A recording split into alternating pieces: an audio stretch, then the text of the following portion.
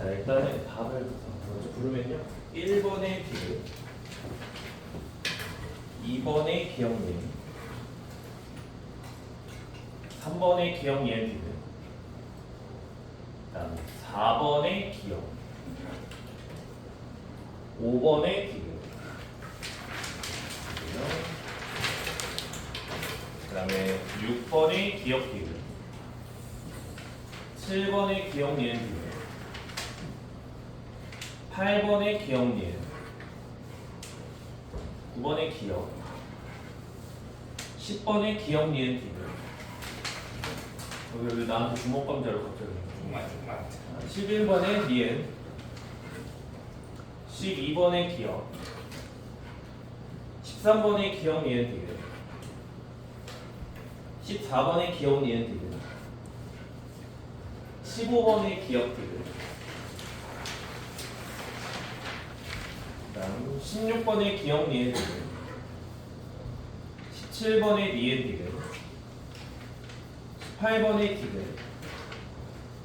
19번의 디귿, 20번의 니은입니다. 20번의 니은. 욕은 하지 마. 알겠으니까요. 욕은 하지 마시고요. 한번 또 한 1, 2분? 내가 뭘 치렸나 한번 확인해 보시고.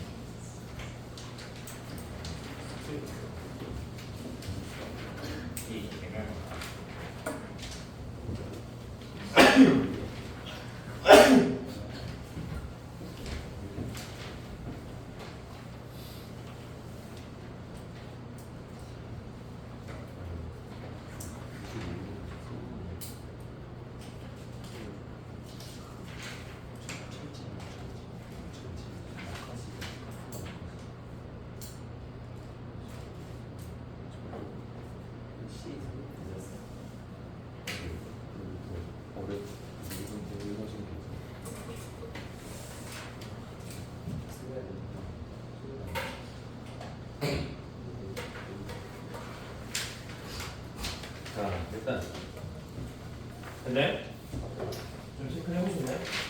1번부터 보겠습니다. 일단은 1번이 우리가 이제 이런 문제들 많이 보셨을 것 같은데 어떤 뭐 수평면이든 아니면 연직 방향이든 따라가면서 지층의 연령 분포 이제 그쵸? 판단하는 거 문제고요. 그러니까 x, y로 넘어올 때 우리가 일단 생각해야 되는 건 얘는 지금 일단 역단층이에요. 그러니까 하반에서 상반으로 진행함에 따라서 연령이 반드시 증가해야 되겠죠. 그러니까 역단층 우리가 보통 알고 있었던 건 상반에서 하반으로 이동할 때 단층면을 통과하면 지층의 연령이 불연속적으로 감소한다. 그거 이제 우리가 저번 시간인가 저번 주에 얘기를 했었으니까 저번 주인 것 같아요. 얘기를 했었던 것 같고 정리도 아예 시간이나 했었으니까 그건 알고 있다는 과정에서 거꾸로 가니까 하반에서 상반으로 가면 증가를 해야 되겠지. 그러니까 기억을 짜내는 거예요. 됐죠? 기억은 맨 처음에 나타나는 그 구간에서 잘라지고 그럼 니은하고 디귿의 어떤 차이점이라고 한다면 저번에 우리가 필수 유형 분석했을 때도 나왔던 것 같은데 비슷하죠? 경사의 어떤 기울기로 보는 게 아니야. 그러니까 역시 거리에 따른 연령 변화의 기울기로 보는 것이 아니고 끝 지점이 잠깐 봐봐. X 요 끝 지점하고 소위 말해서 Y 끝 지점이 있다면 누구의 나이가 더 많냐라는 걸 물어보는 거예요. 그러니까 X 요 끝 지점에 해당하는 것이 상반에서 한 요 정도가 뭐 X 프라임이라고 쓸까요? 그죠? 동일한 지층에 해당하는 것 같아요. 동일하게. 그러니까 이렇게 쭉 선을 그으면 이렇게 될 거니까. 근데 Y는 그것보다 더 깊이 있으니까 나이가 더 많아야 되겠네요. Y 지점이 X 지점보다 나이가 더 많아야 된다. 그래서 디귿을 고르시면 되겠습니다. 됐나요? 이해 안 되셨으면 얘기해 주시고요. 그 다음에 니은 디귿 잘못 나온 거예요. 니은 디귿일 수가 없죠. 디귿이고요. 2번에 보면 2번에서 그림 가는 태평양의 해역 ABC고 수온 연분도의 기니디를 순서 없이 나타낸 거래. 그럼 제일 눈에 띄는 게 뭐야? C가 가장 저위도에 있으니까 그 녀석의 수온이 가장 높을 거고요. A랑 B를 비교한다면 거의 동일한 위도기 때문에 난류가 흐르는 A가 수온이 조금 더 높고 한류가 흐르는 B가 수온이 조금 더 낮을 거야. 여기까지는 괜찮은 것 같아. 문제 보는 거죠. 기억에 A의 관측값은 니은이다. 맞는 거고요. 니은의 A, B, C 중 해수의 밀도가 가장 큰 녀석은 북년분선에서 그죠? 디귿이 더 오른쪽 아래에 있기 때문에 니은보다 그러니까 A보다 B의 해수의 밀도가 더 크다. 이해는 맞는 거고 디귿에 C라고 하는 거는 우리 이미 알고 계실 것 같지만 이거는 북적도 해류잖아요. 그럼 북적도 해류는 뭐에 의해서 생기는 거야? 무역풍에 의해서 생기는 거야. 뭐 갑자기 경사를 얘기하는 거야. 라고 이야기를 할 수 있고 경사라고 하는 것이 뒤에서 나오니까 미리 좀 말씀드리자면 경사류라는 용어를 알아야 되는 건 아니에요. 그건 아닌데 우리가 적도 부근에서 무역풍에 의해 무역풍이 불면 단면을 그렸을 때 이렇게 동태평양과 서태평양의 해수의 경사가 생긴다는 걸 알고 있잖아요. 그렇기 때문에 북적도 해류와 남적도 해류 사이에서 거꾸로 서쪽에서 동쪽으로 흘러내리는 해수의 흐름이 생기는데 그것을 적도 반류라고 부릅니다. 그러니까 디귿에서 얘기하고자 하는 건 적도 반류인 거예요. 그런데 C는 적도 반류가 아니라 북적도 해류예요. 그죠? 그래서 아닌 거다 라고 하면 되겠습니다. 2번은 기억 니은이고요. 3번에 문제 너무 친절해요. 누대를 그냥 나눈 거라고 알려줬어. 그렇기 때문에 A는 시생누대, 그 다음에 B는 원생누대, C는 현생누대. C 뭐 쓰지도 않을게요. 기억에 대기 중 산소는 B시기에 축적되기 시작했다. 맞죠?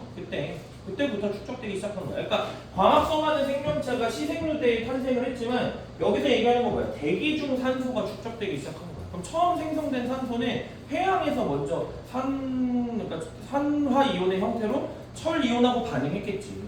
그지? 그래서 대기 중에 누적되기 시작한 거는 원생누대부터다.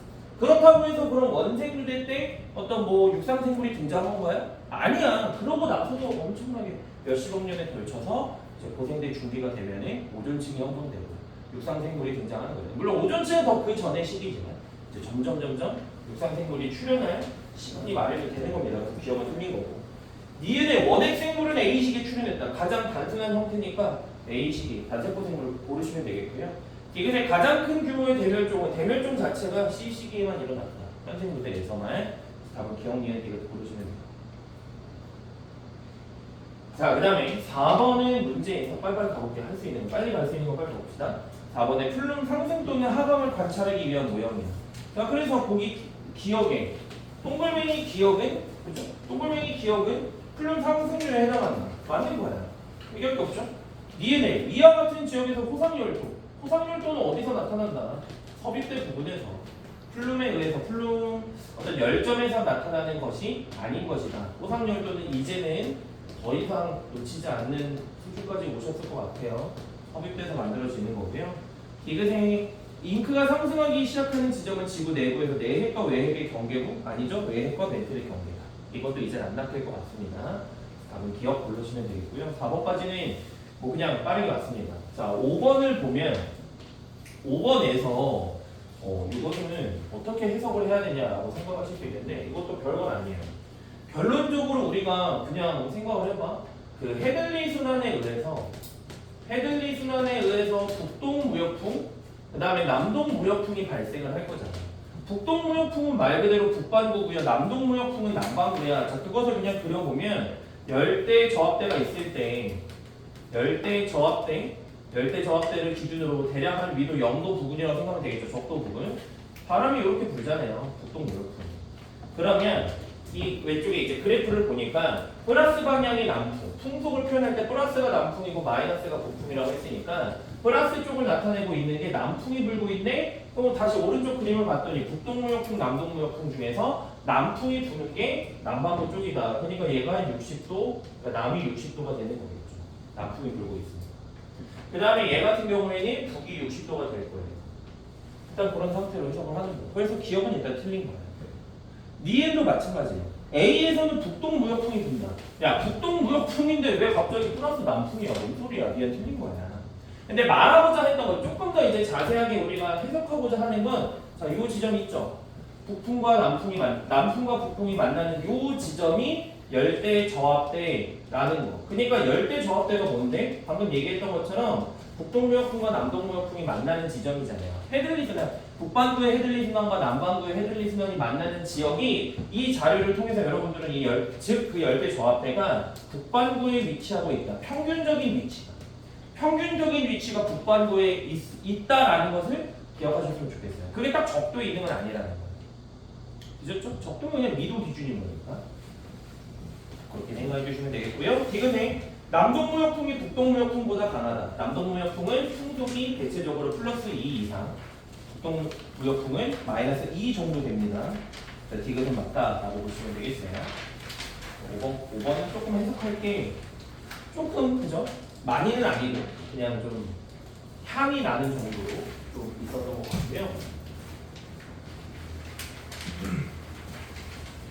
잠깐만요. 하나만 죄송해요. 넘겨서 죄송한데 5번 같은 경우 저기 최근에 이런 대기대순환을 통해서 북반구랑 남반구 방향을 안 알려주고, 그러니까 자료를 통해서 어느 쪽이 북반구고 어느 쪽이 남반구인지 찾는 문제들이 좀 나와요. 그러니까 지금 이 5번 문제는 그냥 풍속을 통해서 북반구 남반구 찾는 거였지만, 생각해보면 작년 수능이나 아니면 올해 6월 육모에는 없었지만 작년 같은 경우에는 그 강수량과 증발량, 그것의 어떤 편차, 뭐 혹은 해면 기압, 그런 것들을 통해서 형태를 이제 그냥 북반구 남반구 어떤 거니 고르는 거 나오니까 그런 것들도 좀 잘 익혀두시길 바라겠고요. 자, 6번으로 넘어오면요, 가 같은 경우에는 중심에 철핵이 만들어진 걸 통해서 이건 초거성이야. 안 쓸게요. 질량이 큰 별. 나 같은 경우에는 탄소와 산소가 있으니까 적색거성. 뭐 질량이 작은 별이 거성이 된 형태야라고 볼 수 있겠죠. 자, 기억이 똥글뱅이 기억이 많이 포함된. 똥글뱅이 기억은 뭔데? 규소잖아. 규소가 철이 될 거잖아요. 규소 핵융합을 통해서 철핵이 될 거니까 규소가 많이 포함된 암석일수록 밝은 색을 띈다 그러면 맞는 거죠. SiO2의 함량이 많을수록 기억은 Si랬네. 그럼 SiO2의 함량이 많을수록 밝은 색이다. 기억 맞는 거고요. 니은에 가 단계에서 우주로 철이 공급돼요? 가 단계는 뭔데? 가 단계는 초거성이잖아. 우주로 철 원소를 공급시키려면 무슨 단계가 돼야 되는데 이후 초신성 폭발 단계가 돼야 되죠. 가 단계에서는 그렇지 않습니다. 얘를 틀렸고요. 디귿의 나 단계 이후 별은 불안정하여 주기적 밝기 변화가 나타난다. 그냥 나 단계든 뭐든 간에 별의 어떤 그 주계열, 우리가 이제 단계를 외우고 있는 게 주계열, 혹은 거성 단계가 있겠죠. 그럼 거성 단계와 주계열 단계 사이에서 각자 디귿에서 설명하는 주기적인 밝기 변화가 불안정한 형태이기 때문에 나타나더라. 기억 디귿 맞다고 보여주면 되겠습니다. 6번으로. 6번에서 기억, 니은 기억은 조금 이제 저 정도만. 다른 거 핵융합에 의해서 수소 핵융합이 헬륨 만들고 거기까지는 아실 거잖아. 헬륨 핵융합이 탄소 만들고 그것도 알고 있잖아요. 근데 이제 그냥 철을 만드는 원소가 어떤 건지 당연히 규소가 철을 만든다 정도 기억하고 넘어가면 좋겠고요. 디귿도 마찬가지였고. 7번도 어렵지 않습니다. 7번에서 레이더 영상 사실 볼 거 없어요. 우리 레이더 영상 분석한 적 없습니다. 살면서. 가시 영상하고 저기 영상만 보면 될 것 같아요. 가시 영상은 저기 영상 봤어. 기억에 A 지역의 대기는 불안하다. 자, A 지역이 여기서 이제 칠판에도 안 나와 있지만 A 지역은 가시 영상도 저기 영상도 둘 다 밝게 나타난다는 것에 A 지역에 저구령 구름이 아주 강하게 형성돼 있다. 기억은 맞는 거고요. 니은의 나는 구름의 두께를 알려주는 영상이다. 가시 영상이 구름의 두께 됐지? 되게 없죠? 디귿의 적외선 방출량은 A보다 B 지역이 높다. A보다 B 지역이 어둡게 나타나기 때문에 적외선 방출량이 많고 그 다음에 구름의 최상부 고도가 낮다. 여기 얘는 이거 고르면 되겠습니다. 7번도 자료를 해석하는 것처럼 보이지만 요 정도 해석이 안 된다면 A랑 B 요 정도 해석이 안 된다면 내용을 좀 잘 외우고 그죠? 오셨으면 좋겠구나. 8번은 조금 봅시다. 8번에서 문제를 그냥 풀 수도 있고요. 자료를 보고 그냥 풀 수도 있고요. 사전에 내가 알고 있는 지식이 있으면 더 쉽게 풀리고요. 일단 칠판에서는 밝은 쪽이 해양지각의 연령이 0이래. 그래서 여기가 해양지각의 연령이 0인 지점이네, 여기가 0인 지점이네 라고 찾고 나서 해양지각의 연령이 0인 곳이 곧 해령이겠구나 라는 걸 생각할 수 있죠. 그건 자료를 보고 찾은 거고요. 사실 자료를 보지 않아도, 그러니까 이거를 막 분석하지 않아도 동태평양 해령이야, 그 다음에 대서양 중앙 해령이야, 그 정도는 알아두셨으면 좋겠어요. 고득점을 노린다면. 자, 그래서 기억을 보는 거예요. 태조물의 두께는 A가 B보다 두껍다.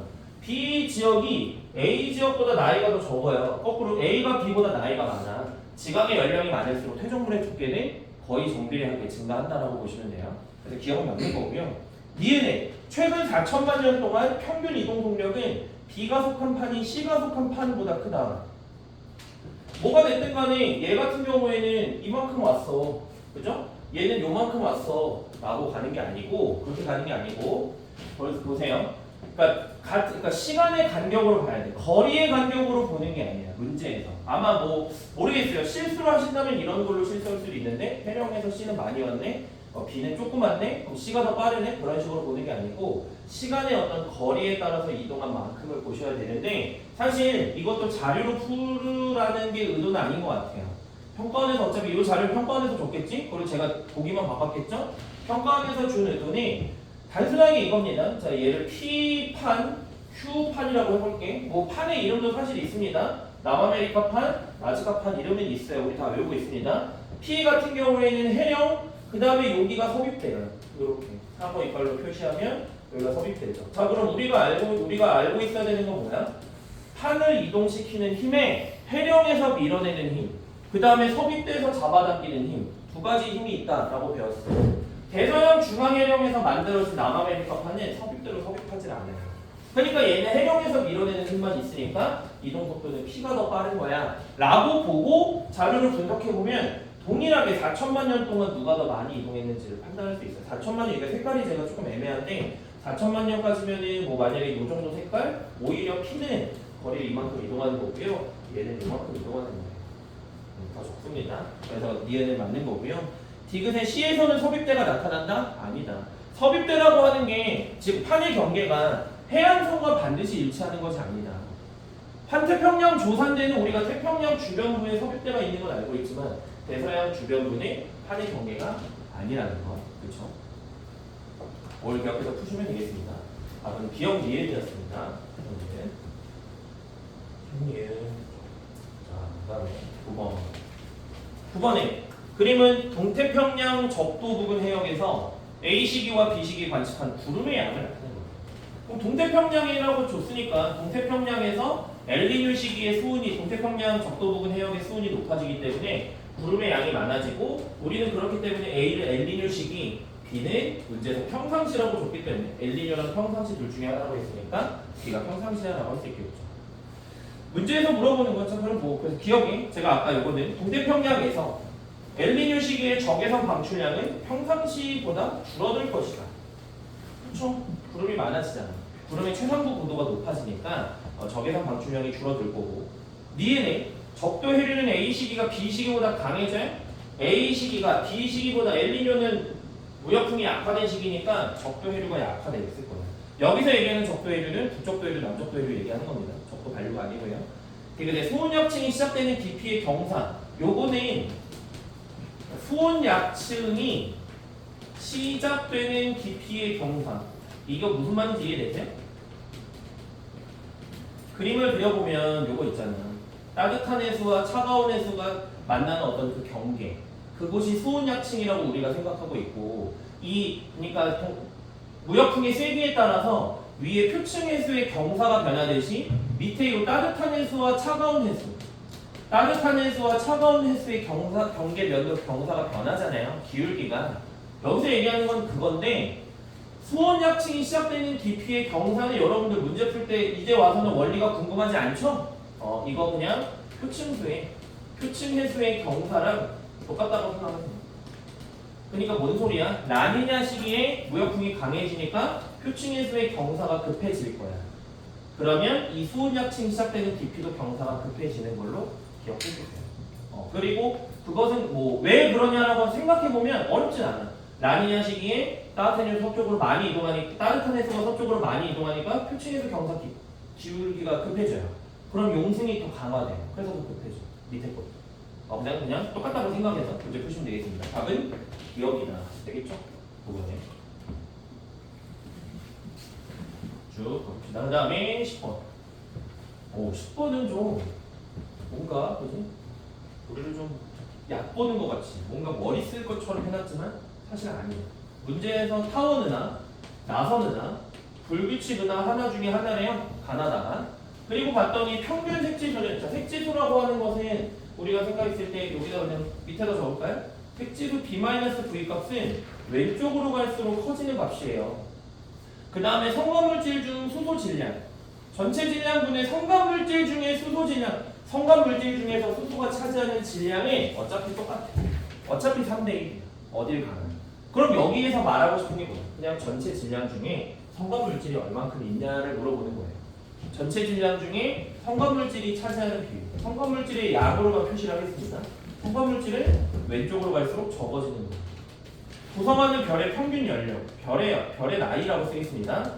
별의 나이는 왼쪽으로 갈수록 많아지는 거예요. 자, 그래서 그것을 종합해서 그 다음에는 이제 종합하는 거죠.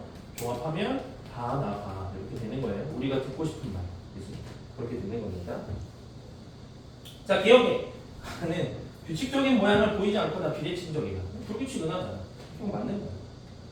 리에는 우리 은하는 나에 속한다. 여기에서 어떤 정상나선, 막대나선 이런 이야기를 안 했으니까 그냥 나선 은하이기 때문에 우리 은하는 나에 속한다라고 볼 수 있겠죠. 근데 이제 그 와중에도 우리 은하는 SB, 막대나선 은하에 속하겠습니다. 디귿의 이 양은 뭐 성과물질의 양이잖아. 이것은 다나가 순이다. 오른쪽으로 갈수록 커지는 값이다. 그 답은 비용 니은 디귿 고르면 되겠습니다. 됐어요?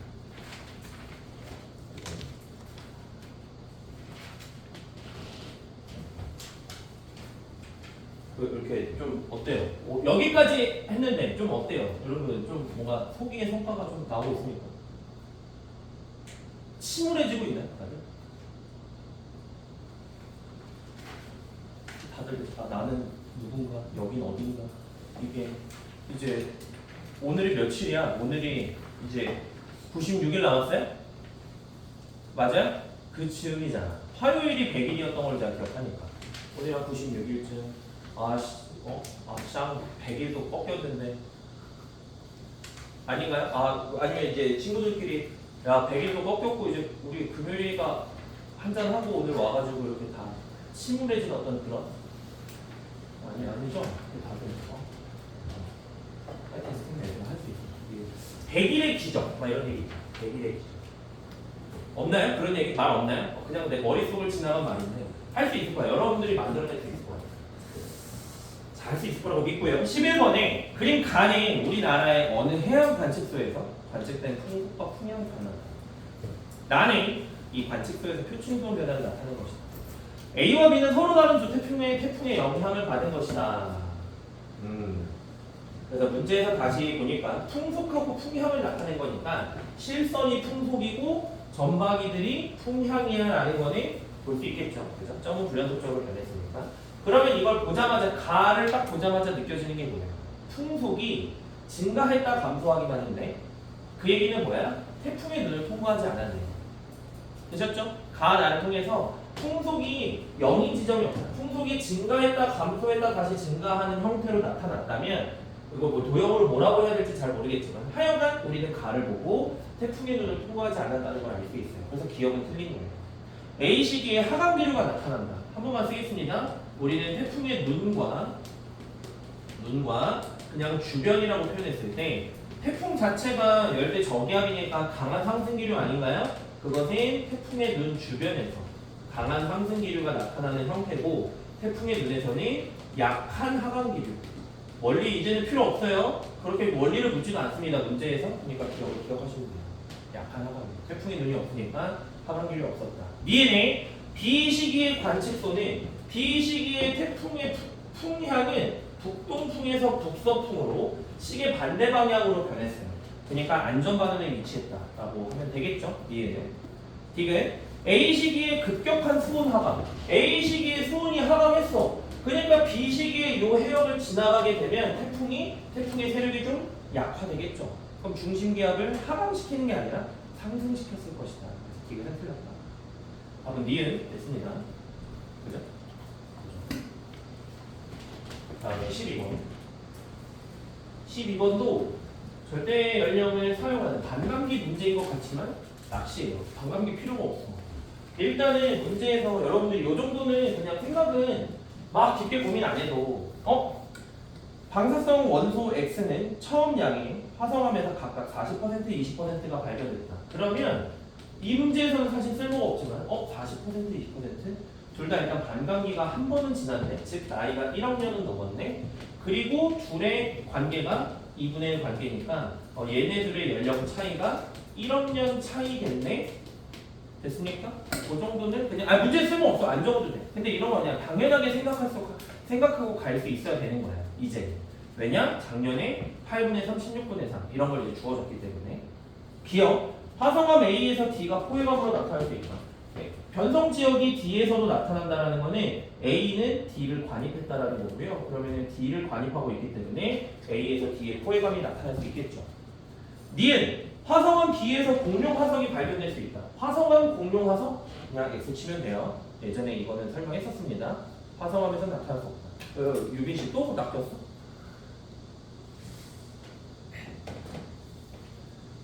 그러니까 이런 거야말로 낚였다라고 표현하는 거예요. 그러니까 저는 낚시를 안 해봤는데 이제 여기 코스 원장님이 낚시를 엄청 좋아하시니까 많이 들어보셨나요? 엄청 좋아하신대요.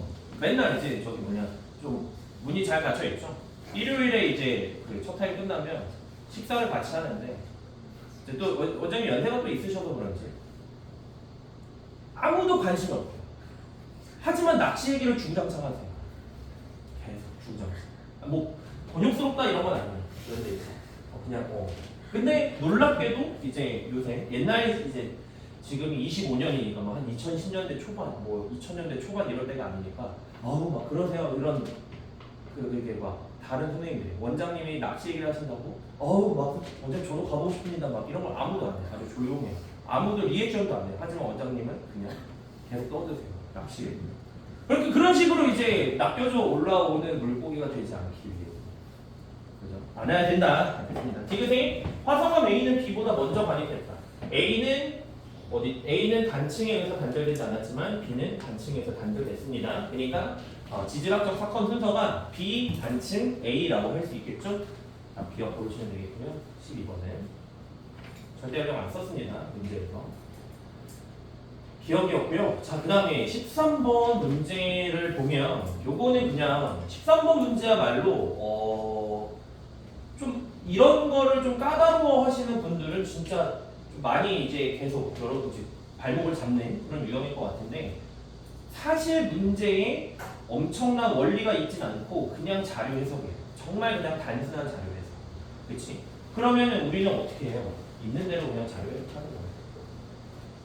막 여기는 이제 뭐 팁이 없어요. 그냥 있는 대로 자료 해석하는 거예요. 주어진 대로. 적어보는 거예요. 자, 일단 AB 영역에서 AB 영역에서 얘는 실선이 뭐래? 북쪽으로 이동하는 거예요. 그럼 AB 영역에서 북쪽으로 이동하는구나. 됐지? 그치? 그 다음에 나머지는 할 게 없어. 그리고 얘를 봤더니 CD 구간에서 동쪽으로 이동, 서쪽으로 이동. 이거는 뭐 표현하려고 했더니 이제 좀 정신이 없긴 하지만 이거는 서쪽으로 이동하고 동쪽으로 이동하고 여기에서는 서쪽으로 이동하네요. 표층을 보면 그지? 우리가 심층을 분석할 건 아니야. 심층도 아니야 심지어. 서쪽으로 동쪽으로 서쪽으로 이동하니까 여기 구역에서 서쪽으로 동쪽으로 서쪽으로 이동하네. 그럼 이걸 보면 무슨 생각이 들어요? 여기가 열대 저기압이구나. 아니 열대 저압대구나. 그래서 지금 디귿 지역에서 흐르고 있는 디귿이 여기죠? 여기서 흐르고 있는 게 적도 반류겠구나. 그리고 북적도 해류, 남적도 해류가 흐르고 있구나 생각이 드는 거죠. 기억에 기억 구간에서는 고위도로 열을 수송하는 해류가 흐른다. 맞잖아요. 기억 맞는 거고요. 니엔 구간의 표층 해류는 북적도 해류다. 니은 구간의 표층 해류는 열대 저압대를 기준으로 북쪽에 있기 때문에 북쪽도 해류다. 맞는 거고요. 디귿 구간에는 여기서 만들어지는 게 적도 반류라고 했고 그 적도 반류는 경사에 의해서 만들어집니다. 디귿이 맞는 것이다. 그죠? 됐습니까? 그죠? 그래서 기니디 보여주시면 되는 거고요. 그 다음에 14번도 다르게 14번은 그냥 심층순환의 색인데 우리가 이미 알고 있는 거 뭐예요? 심층순환의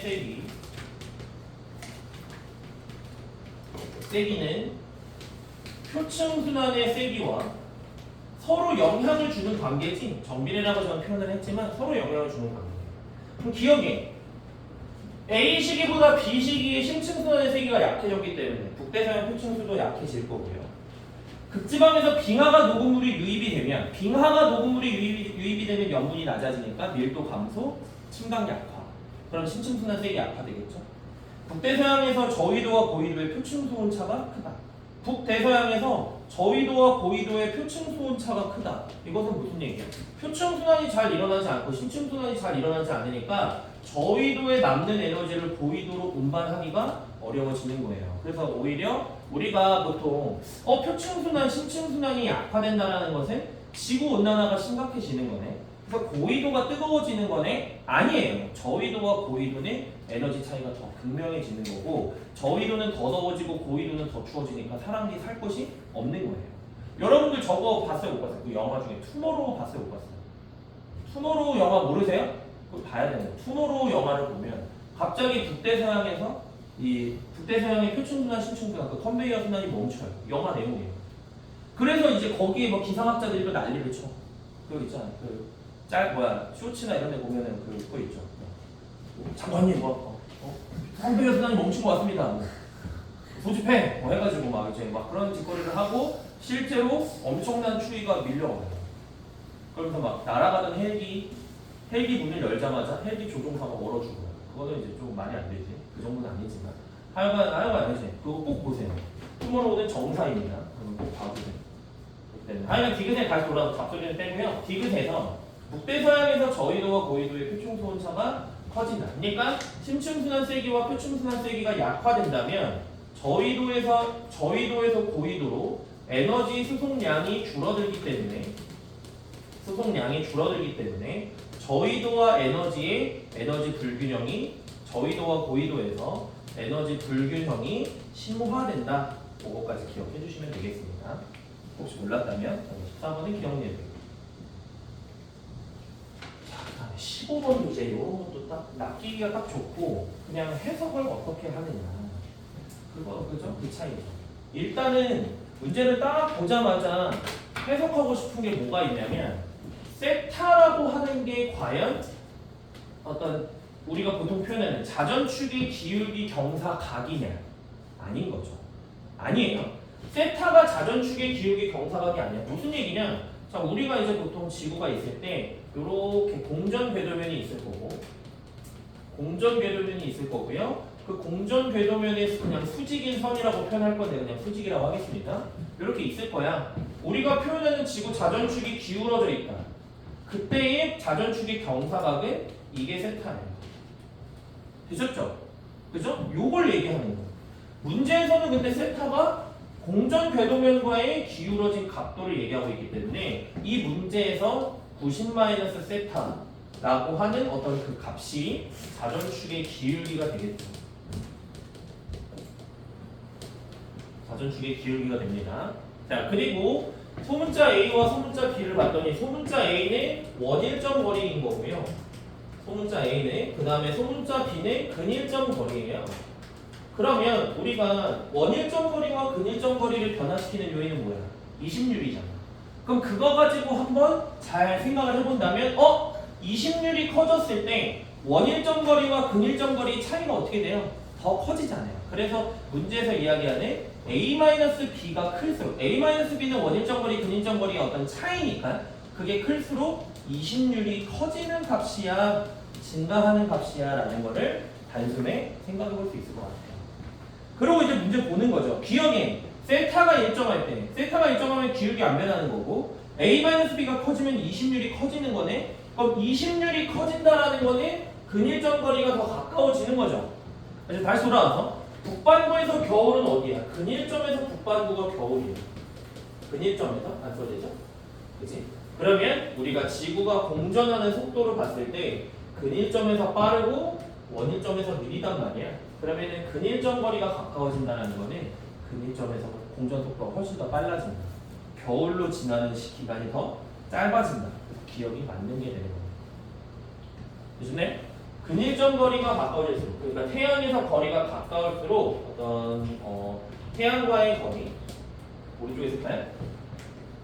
태양과의 거리가 가까워질수록, 거리가 줄어들수록 공전 주기가 줄어든다라고 생각하면 돼요. 얘는 근데 어차피 20률이 변한다고 해서 지구 전체 공전 주기가 변하는 건 아니지만 태양과의 거리가 가까우면 더 빨리 지나간다. 그렇지? 그렇게 생각하시면 되겠습니다. 자, 니은에 A, B가 일정할 때 세타가 커지면 세타가 커진다라는 거는 자전축의 기울기는 줄어든다는 거예요. 경사각이. 그럼 태양의 남중고도, 여름철 태양의 남중고도는 낮아져야죠. 그죠? 자, 우리 이렇게 생각을 했습니다. 자전축의 기울기, 그냥 기울기라고 쓸게. 기울기가 클수록 변하는 건 뭐야? 태양의 남중고도가 높아지는 거야, 낮아지는 거가 아니고 남중고도 차이가 증가하는 거잖아요. 기울기가 커질수록. 그러면 다시 니은 한 번 더 해서 세타가 커진다는 건 자전축 기울기가 작아지는 거예요. 그럼 자전축 기울기가 작아진다는 거는 여름철과 겨울철의 태양의 남중고도 차이가 줄어드는 거예요. 여름철은 높고 겨울철은 낮은데 차이가 줄어든다는 거는 여름철에 어떻게 변하는지를 상상해 볼 수 있겠죠. 여름은 낮아지고 겨울은 높아졌다는 뜻입니다. 이해 틀렸고요. 디귿에 세타가 작아지고 끝난 거예요. 왜? 디귿에서 뒤에 읽어보니까 남반구의 연료차를 물어봤어요. 연료차는 기울기 나오면 다른 거 생각할 가치가 없습니다. 기온의 연료차는 그냥 기울기로만 풀면 돼. 다른 거 아예 볼 이유가 없고 아예 안 봐도 돼요. 기울기가 주는 영향이 가장 크기 때문에 이런 거 안 봐도 된다. 그러니까 뭐야? 세타가 작아진다라는 거는 자전축의 기울기 값이 커진다라는 거네. 그럼 남반구의 연료차는 무조건 증가합니다. 남반구고 북반구도 쓸모없다. 알 필요 없습니다. 기억 디귿입니다. 15번에 기억 디귿이라고 하는 표현이 있습니다. 알 필요 없다 아니면 생각할 필요가 없는 거예요. 그 부분에 대해서. 자, 16번.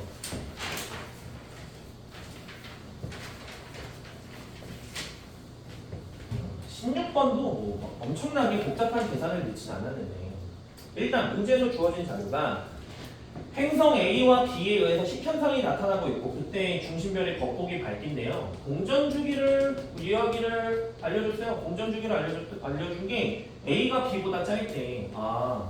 그러면 자료에서 델타 L1이 있고 잘 안 보이지만 여러분들 시험지에서는 잘 보이시죠? 델타 L2가 있잖아요. L1에 의한 어떤 겉보기 밝기 감소량은 한 번 나타나지만 L2에 의한 겉보기 변화 감소량은 두 번 나타나요. 그러니까 이 기간 동안 L2는 한 번 공전하는 거야. 한 바퀴를. 그치? 그렇기 때문에 A에 의한 게 L2다. B에 의한 게 L1이다 라고 이야기할 수 있는 거죠. 그런데 여기서 이제 우리는 이런 의문을 들 수 있어. 뭐야? A에 의해서, 그러니까 다시 B에 의해서 겉보기 밝기가 변화했는데 그 기간에 A에 의해서 한 번 더 변했네. 한 번 더 변했네. 그리고 A에 의해서는 뭐 따로따로 일어나고 있을 때 A에 의해서는 소위 한 칸 감소했지만 밝기가 B에 의해서는 두 칸 감소했네. 그러면 우리는 머릿속에 중심별이 있고요. 중심별이 있고 일단 한번 상상하는 겁니다. 행성이 우리의 시선 방향은 여러분들이 칠판을 보는 방향이라고 했을 때 행성이 지나가는 어떤 공전 궤도면을 그리면 B라고 하는 애가 일단 중심이 되니까 B를 왕따시만하게 졸래 크게 그렸어. 이렇게. 그런데 만약에 문제 보기에서 디귿처럼 A와 B는 서로 다른 평면을 공전하고 있다. 그러니까 A와 B가 만약에 같은 평면을 공전하고 있다면 A가 여기를 지나가게 되는 거잖아요. 되셨나요? 그런다면 요게 나타나면 안 되지. 무슨 얘기야? A가 같은 평면을 지나가고 있을 때 A와 B가 만약에 이렇게 겹쳐지게 된다면 즉 B에 의한 식현상이 일어나고 있을 때 다시 정리할게요. A와 B가 만약에 같은 평면을 공전하고 있다면 B가 식현상이 일어나고 있을 때 A에 의한 식현상이 추가적으로 나타나면 안 되는 거죠. 이해되셨습니까? 추가적으로 나타나면 안 되는 거야. 그래서 이것은 틀렸다. 그런데 그치? 추가적으로 나타나. 그러니까 물론 뭐 이런 생각을 할 수가 있어. 여러분들 중에서 이렇게 있으면요. 추가적인 밝기 변화가 나타날 수 있잖아요. 그런데 만약에 이렇다면 요 그래프 형태가 나타나진 않을 거예요. 이거 무슨 말인지 아실 거예요. 그러니까 온전하게 A가 식현상이 일어나는 기간이 여기에서도 온전하게 다 나타날 수가 없는 거지. 약간 요 모습이 아니라는 거예요. 그러면은 뭐야? 날아가지 않다라는 거야. 우리는 뭘 그려야 된다? 중심별이 있고 B가 지나가고 있는데 A를 이렇게 지나가. 뭐 소위, 그치? 이런 식으로 이제 표현해 볼 수 있는 거죠. 그래서 디귿은 맞는 거고요. 기억 A에 의해 식현상이 일어날 때 겉보기 감소량은 L2다. 그걸 우리가 아까 찾았고요. A와 B의 반지름 B는 뭐 델타 루트 뭐 나와 있는데 여기서 얘기하는 게 뭐야? 얘네들의 단면적 B.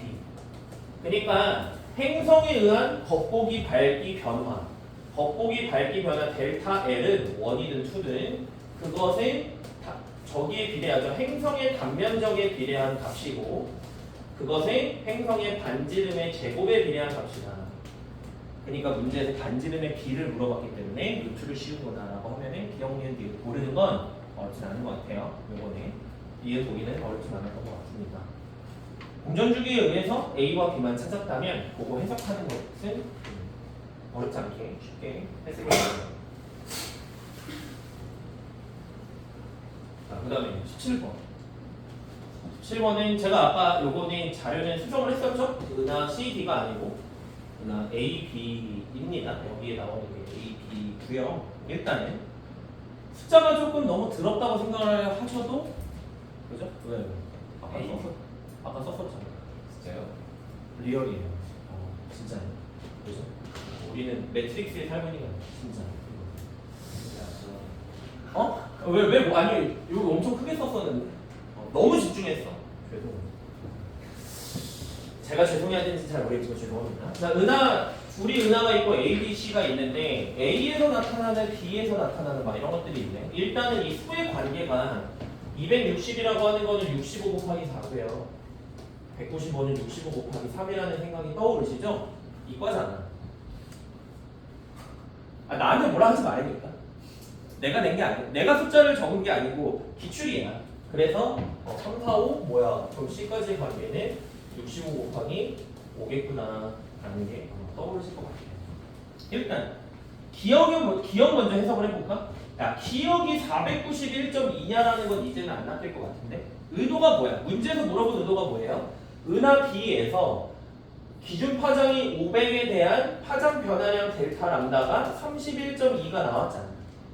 그러면은 460 기준으로도 31.2가 나오니? 라는 질문이잖아. 기억은. 결론은 아니라는 거죠. 그죠? 적색 편의 값이 똑같은 거니까.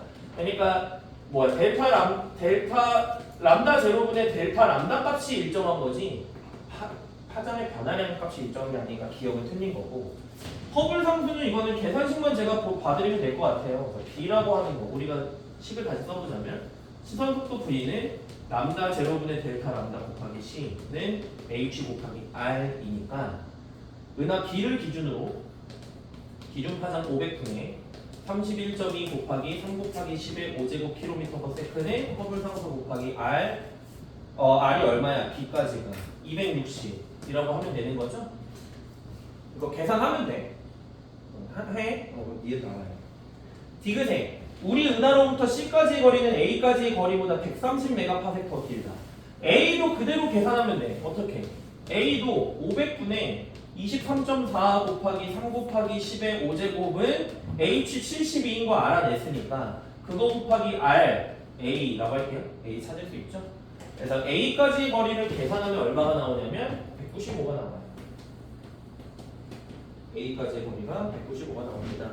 그래서 얘는 65 곱하기 5가 325고 A까지의 거리는 195이기 때문에 C까지의 거리는 A보다 130메가파섹터 멀다가 맞는 말이 되는 거예요. 그냥 거리 계산하는 문제였어요. 되셨죠? 그죠? 17번이 그냥 사실은 저는 개인적으로 좋아하는 유형은 아닌데 뭐 나오잖아요. 이렇게 계산을 해서 시간을 끌게 만드는. 그지? 바람직하냐? 지구과학적으로 바람직하냐는 잘 모르겠지만 애초에 지구과학 과목 자체가 근본이 없는 과목이기 때문에 지구과학은 애초에 근본이 없어요. 들어보셨나요? 지구과학은 우리나라랑 일본에서만 배워요. 근본이 없는 과목이에요. 왜냐하면 지구과학에 지구 돌멩이도 넣어놓고 대기도 넣어놓고 바닷물도 넣어놓고 연명한 천체도 넣어놓고 그게 뭐예요? 좀 이상해요. 그렇죠? 이상해. 그래서 그런 것다 하세요. 하시면 돼요. 그러니까 좀 뭐라고 해야 될까요? 어떤 지구과학이라는 과목 자체가 그러니까 그 네 개를 어떤 그 지질학, 그다음에 대기과학과 해양과학, 그리고 천문과학 이것을 네 개를 썼다 보니까 너무 좀 얕아요. 다른 방법보다. 그래서 쉬운 건 장점인데 문제 내려면 이제 저런 거밖에 없는 거죠. 자, 18번에 그림은 주계열성 가나다의 스펙트럼 세기. 우리는 그럼 이제 잘 봐봐. 스펙트럼 세기가 가장 강하게, 그러니까 흡수선의 세기가 가장 강한 거는 알고 있어. 약한 거는 우리는 관심이 없어요. 센 것만 가지고 고르면 돼요. H1이 강해? 그럼 이 가가 A. A0겠죠. 굳이 하자면 그냥 A라고 해. 그 다음에 나는 칼슘 흡수선이 제일 강해? 태양에 대한 G겠고요. 남은 거 O 고르시면 되는 거죠. 기억해. 스펙트럼에서 나타나는 흡수선의 수. 흡수선의 수는 고온보다 저온이 많아요. 그리고 고온보다 저온이 많다. 이거 좀 그냥 이렇게 썼고, 그 다음에 고온으로 갈수록 그것들의 흡수선의 수가 적어지니까 형태가 좀 단순한 형태로 나타나요. 자, 얘는 그냥 흡수선이 누구랑 유사하냐라는 걸 단지 네 번째 순위까지 나타낸 거잖아. 이게 흡수선의 개수로 나타내는 것이 아니야. 그지? 그러니까 기억을 얘네들 보고 골랐다 그러면은 무슨 되는 거지? 문제에서는 흡수선의 총 개수를 얘기한 게 아닌데 걔네가 4개로 똑같네? 아니라는 거고요. 니은에 나의 구성물질 중 H1이 제일 작다고 해서 구성 비율이 가장 작은 원소가 수소야? 뭐라는 거야? 별이 제일 많은 건 수소예요. 얘기할 게 없어요. 그래서 니은은 틀렸죠. 디귿에 단위 시간당 방출되는 에너지의 양은 디귿에서 얘기하는 그 물리량은 T 4제곱에 비례하는 거고요. 주계열성에서 다의 표면 온도가 제일 높기 때문에 O형이니까 제일 높으니까 디귿은 나가 다보다 적다가 맞게 되는 겁니다. 그렇죠? 나가 제일 적을 거예요. 그 값이 8번까지는 됐죠. 그리고 여기서 19번 19번도 뭔가 새로워 보이는 어떤 그런 자료라고 생각할 수 있는데 그냥 담백하게 세로축은 우주의 팽창속, 그 다음에 가로축은 시간인데 t부터 현재까지 t가 언제라고 주어지진 않았어요. 그냥 t가 어떤 의미의 과거 t예요. 문제에서 우주 모형 A와 B에 대한 얘기고, 그 다음에 현재 우주 배경 복사의 온도와 물질의 밀도는 A와 B에서 동일하다. 그러면 빅뱅 우주론에 따라서 팽창하는 우주 모형인데 현재 우주 배경 복사의 온도가 똑같아? 물질의 밀도가 똑같아? 그러면 아마도 우주의 크기도 A와 B가 현재가 똑같을 수밖에 없는 거죠. 근데 사실은 앞에서 얘기한 것도 사실 필요 없는 거예요. 그냥 A냐 B냐는 그냥 모델 중에 하나잖아. 그럼 A에서 예측한 현재 우주의 크기, B에서 예측한 현재 우주의 크기는 무조건 똑같을 수밖에 없는 거예요. 그냥 현재 우주의 크기니까 일단 그거부터 생각하는 거예요. 기억. B는 팽창이 멈췄던 시기가 있었다. 아니 팽창 속도가 뭔데? 왜 멈췄었던 적이 있어요? 없죠. 그럼 과거에 뭐 갑자기 뭐 그래프가 0이었다가 이렇게 가? 아니라는 거야. 그지? 그래서 그러니까 아마도 예측건데 B라고 하는 것은 팽창 속도가 줄어들었다가 증가하는, 그죠? 가속 우주, 가속 팽창 우주를 얘기하는 거고, A는 우주의 팽창 속도가 급격하게 계속 감소만 하고 있기 때문에, 그죠? 이것만 가지고서 우리는 열린 우주인지 닫힌 우주인지는 알 수는 없어요. 열린 우주도 닫힌 우주도 우주는 계속 팽창 속도는 감소하니까 둘 중에 하나다라고 생각할 수 있겠지. 니은에 T시기 우주의 크기는 A가 B보다 컸다. 자, 그러니까 이런 거야. 이렇게 쓸게요. 한번 제가 그냥 현재 우주의 크기는 A와 B가 동일해. 근데 T부터 현재까지 우주 팽창 누가 더 많이 한 거야? A가 더 많이 한 거야. 그건 이해됐어? T부터 현재까지 우주의 팽창 속도는 A가 B보다 항상 더 빨랐어요. 팽창 속도는. 그러니까 과거의 T 시기의 우주의 크기는 A가 T 시기 우주의 크기는 A가 B보다 빠를 수밖에 더 크다가 아니죠? 작았다가 되는 거지. 다시 정리할게요. A T 시기 이후로 말을 계속 전해요. T 시기 이후로 A 우주가 B 우주보다 팽창 속도가 느렸던 적이 없습니다. 그러니까 T 시기부터 현재까지 동안 우주의 팽창량이라고 할까? 굳이 이름을 붙여본다면 우주의 팽창량 혹은 팽창 정도라고 표현하는 그것이 A가 더 B보다 많았다라는 거예요. 그러니까 T 시기는 우주가 더 작았다. A가 더 작았다. 물질의 밀도 감소 비율은 A가 B보다 크다. 뭐 그것은 맞다라고 보시면 되겠죠. 오늘 답은 디귿이고요. 뭐 기억 이해만 해석하시면 어려운 건 아니니까. 그 다음에 20번 마지막 20번에 뭐야? 그것도 뭐 A1, B1 이렇게 별이 있는데 A1 별은 질량이 큰 별. 그 아마 초고성이 된 것 같아요. B1은 질량이 작은 별, 그래서 거성, 그냥 적색 거성이 된 것 같아요. 왜냐하면 문제에서 A2와 A3, B2와 B3는 A1, B1이 진화하는 경로상에 위치한 별이고 A2와 B3는 헬륨 핵융합 반응이 시작됐기 때문에 헬륨 핵융합 반응이 시작됐으니까 다음 단계가 된 것 같아요. 주별 이후 단계에서 그냥 뭐 수소 껍질 연소뿐만이 아니라 아예 다음 단계, 거성 단계로 지나간 겁니다. 기억해, 별의 크기는 A1보다 B1이 크다. 아닌 거지. A1이 더 큰 거죠. A2와 B2의 중심부에서는 수소 핵융합 반응이 일어나지 않는다. A2와 B2는 주계열 이후 단계잖아. 그럼 중심부에서는 수소 핵융합 반응이 일어나면 안 되지. 수소 껍질 연소가 주변부에서 일어나야 되죠. 그러니까 별의 내부에서 수소 핵융합 반응이 일어나는 건 맞지만 중심부 핵에서는 일어나는 것은 아니다. 핵에서 종료가 됐을 거다. 디귿행 A 그냥 왼쪽 거만 봐봐. A3 반지름분의 A1 반지름이래. 반지름의 증가량이 그러니까 별의 진화 과정에서 반지름의 증가량, 별의 크기 증가량이 질량이 클수록 훨씬 크죠? A1이 훨씬 큽니다. 그런데 얘는 A3에 대한 A1이니까 이 물리량은 지금 질량이 큰 별일수록 작은 값이겠네요. 그래서 B3분의 B1이 A1분의 A3분의 A1보다 더 클 수밖에 없다.